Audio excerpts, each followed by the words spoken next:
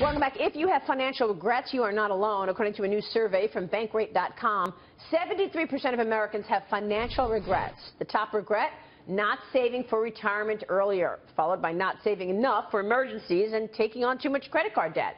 What can you do to avoid making these mistakes with your money? Joining us right now, Chris Hogan of Ramsey Solutions is the author of Retire Inspired. Chris, good to see you. Thanks so much for joining us. Well, thank you for having me. So how do you get around this? What's the number one thing people need to do to avoid having these kinds of regrets? Well, I think the number one thing you have to do to avoid regret is to take action. You've got to be intentional and understand that, hey, if I take the right kind of actions, then I can make progress. Yeah, how do you do that if you don't have enough savings for retirement and you're in a job? I mean, can you catch up? I think so. Listen, despite what people say, America is the land of opportunity. What you have to do is get up and get out and find an extra job. Sell some stuff. We've got to learn how to hustle and grind every day to chase down progress. It's hard. Can that be learned, Chris, as an adult? I think we can. I mean, I really do. I think you have to tap into people's motivation and find out what drives them, what gets them going. And if you're a parent of a young teenager or a millennial, we've got to teach them work ethic out there. Not just sitting around playing video games, but getting out and earning some money.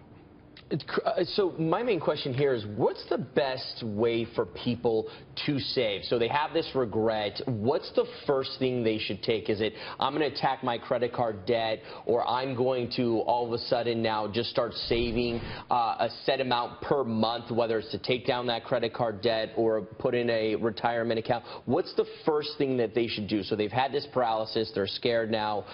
They're regretting. What do they need to do? Well, I think the first thing is to understand that a mistake can happen. What you don't want to do is keep repeating that mistake. So if you're serious about making financial progress, I'm going to encourage people to attack their debt first. Make it a list of smallest to biggest and really start going. When you start attacking debt smallest to biggest, you gain momentum, and then you gain confidence and you start believing that you can do it. Hey, Chris, let's talk about maybe nipping this in the bud. To what extent do you think that high schools, for example, should be teaching basic financial literacy to make sure that there are red flags for these kids before they enter the workforce in the first place? Definitely. Okay. I think it's absolutely crucial. I mean, we have a curriculum called Foundations that we teach in high schools and middle schools, because if you start to think about this, money is something you're going to deal with your whole life. So if you don't learn how to deal with it properly, it'll deal with you, and you'll never, ever make progress. I've never understood that. Like, they're teaching trigonometry. That's fine. But, like, when are you going to use trigonometry unless you're in a few specific jobs? As you point out, everyone needs to handle money. Why is that not a core part of any curriculum? That's baffling. Well, it's more practical. It's almost like home economics, quite frankly. It's learning how to manage yourself. Yeah. And it's something sorely missing. Life skill. Yeah, exactly. Chris, good stuff. Thanks so much. Thank you for having me. No, go ahead, Chris. Final word.